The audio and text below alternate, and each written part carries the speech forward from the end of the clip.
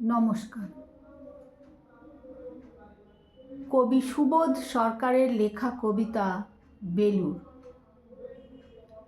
আমি একটা কোণায় দাঁড়িয়ে দেখছিলাম দুটি ছেলে গেরুয়া বসন পরে মন্দিরের সিঁড়ি মুছছিল। এত মন দিয়ে আমি কাউকে সিঁড়ি মুছতে দেখিনি, এত ভালোবাসা দিয়ে আমি কাউকে ধুলো তুলতে দেখিনি।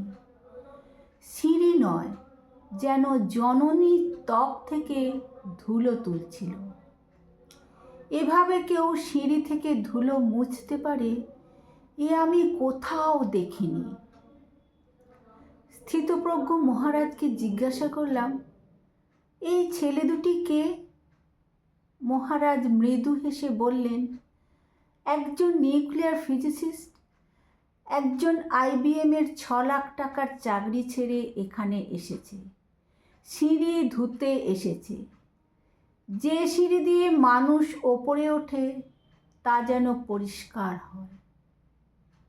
মহারাজ চলে গেছেন।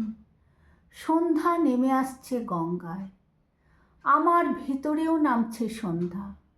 সারা পৃথিবীতে এত সিঁড়ি, সিঁড়িতে সিঁড়িতে এত দাগ, এত ক্রোধ, এত অপমান। আরতি শুরুর আগে মনে হলো, যে সিঁড়ি মুছতে পারে না সে কোনো দিন মানুষের চোখের জল মুছতে পারবে না। নমস্কার।